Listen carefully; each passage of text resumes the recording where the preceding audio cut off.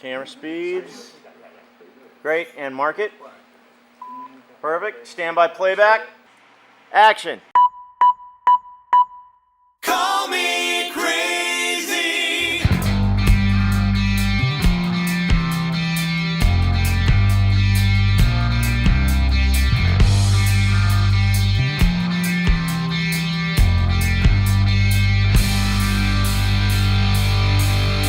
You must have eyes on the back of your head.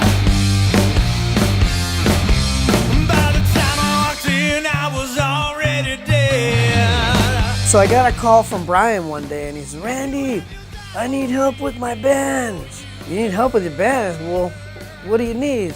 "Oh, I need a drummer." I said, "You need a drummer?" I said, "Well, what's going on with your band? Tell me what you guys are doing, what you're looking for." He says, "Well, you know, we want to get a record deal. We want to get have a music video done and all this and that." And I said, "Well," I said, "you need a producer." I said, "You don't need a drummer." I said, "And I can help you with that." I paired these guys up with Skip Saylor, which I thought would be a good fit for both of them.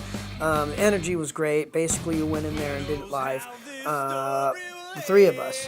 And we did it from beginning to end, one take, old school, which is what I wanted to kind of do in this environment, which is what we're not doing too much these days, so it was great to go back and play with a live band and do that with the guys actually right there. You guys had gone in to rehearse, and I was just coming in town from something else, and I think you guys set the recording date over at Skip's, and I came in and shot a bunch of B-roll.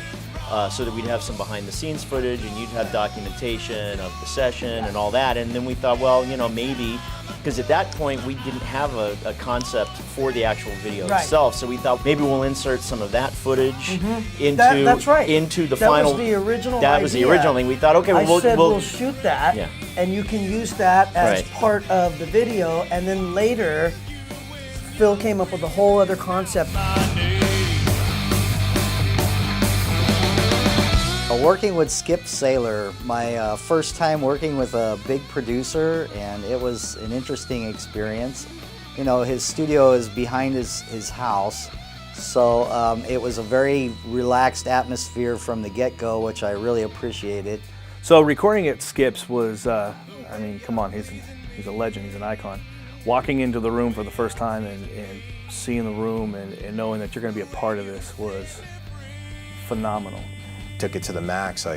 Me and Brian spoke briefly before we walked in. I said, you know, we got to take this to another level and do our best, and you know, the outcome will be great. And like I said, we started at the studio, and it was a great match with Skip with these guys over there. It was a perfect match. And working with him, he can bring out stuff that I didn't think was possible.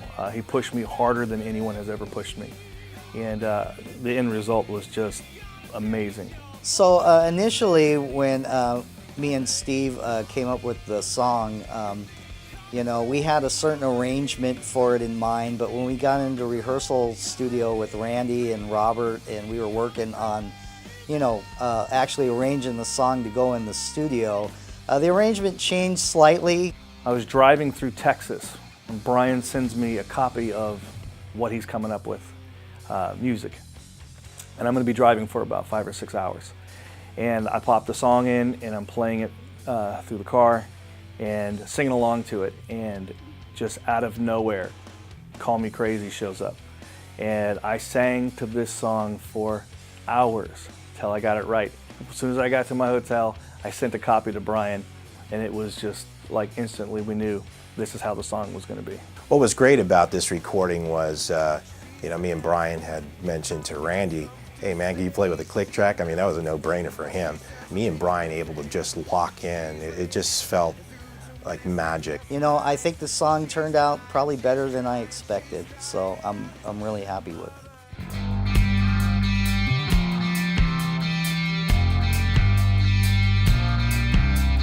Once they had the song cut and it was mastered, and he sent me the final version, I was like, you know, we need to produce this, and we need to throw a storyline at it and the whole thing. And so I went back and I started reviewing a bunch of the old 80s videos. We looked at Motley Crue, we looked at Van Halen. In fact, the guitar solo that Brian plays is, it's not a shot-for-shot Right, ripoff but it's of basically- Eddie Van Halen's solo in Hot for Teacher, Right. but it's very similar. I get a call from Robert, and he's asking me if I want to do this video and for Call Me Crazy. And I said, sure, we'll do it. And then the director, Randy, he sends me a storyboard. And I'm like, wow, like we're actually doing this video. So I read through the storyboard, and I collaborate with Randy, and we come up with a really nice twist ending. And it was like shooting a movie. I had no idea, you know, what was put into making a music video, and you know, it was an experience in itself. So my first time making a music video with a big production like this with Randy and Phil was quite an experience. You know, when I first walked into the set, you know, there was all these people and cameras and stuff. It was a bit overwhelming. We had makeup people and everything, and I was thinking, wow, all this stuff for the song and everything that we wrote, it's amazing how many people are involved. We ended up conceptualizing the whole insane asylum, you know, Call Me dancer, Crazy. We did the dancers. We wanted to make it a little edgier, so we you know, constructed the jail cell set and all of that. Just something different that wasn't Something like a different. regular music video. It's just Exactly, these and guys. something that we could be more versatile with, because we were on a budget and we didn't have a ton of money to throw at the actual production. So we thought, well, we'll build these jail cells and we'll put them in all these different configurations. And if you really look closely at the video, there's about 6 different setups, Right. but we're using the same Same 4 4. set walls all the time. Preparing for the video shoot, you know, knowing that the jail cells were being built and seeing how that all came together, that was pretty fascinating to see how you can just take raw materials and create something pretty unique. It was really interesting to see how all of this stuff was made and how it fit together. It was an awesome experience. I was floored how well this was put together. Everyone was working on it. We had you know, lighting and sound and cameras, and we had photographers, and we had makeup. This was a full-on hardcore video shoot. This wasn't a guy with a camera saying, hey, let's put something together. This was a production. We spent about almost a month, Yeah. right, in pre-production? Yeah. From the time that you guys went into the studio and finished the track, because we spent about a week after the shoot Right. editing and doing all of that. So yeah, so it ended up being about a month's worth of our time to get everybody on track.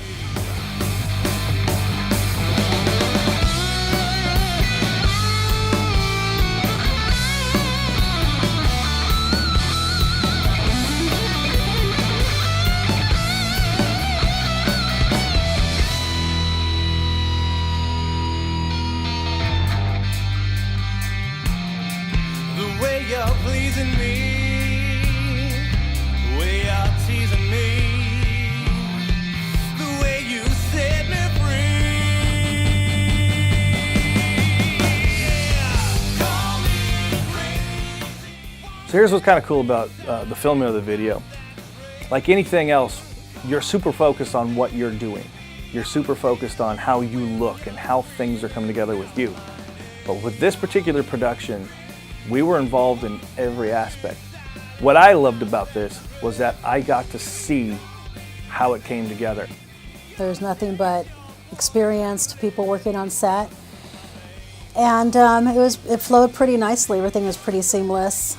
I think because we were trying to do a certain thing, I worked a lot hands-on with the band. I've spoke to probably every band member almost every other night for a period of 2 or 3 weeks before we actually shot the video. Yeah, 'cause Just they were to new- keep they were them new to the whole like experience. this, right, and They were new to the whole explaining experience and- how it's yeah. going to work and Right. what comes next and why. Like most people don't know this, but you never shoot anything in sequence. It's all out of order. Right. And then we edit it and put it together. Got some experience looking back behind the monitor screen to see, you know, the details of what goes on in creating a music video. And man, there is just so much there that, I mean, it's just, it's an awesome experience. Man, the way they filmed it and how they put it together was was pretty awesome, and seeing it unfold live in front of you was even more amazing. It was a fun and exciting time to have these guys get together. Some of them hadn't done some of this before, so it was a great little project to have them on.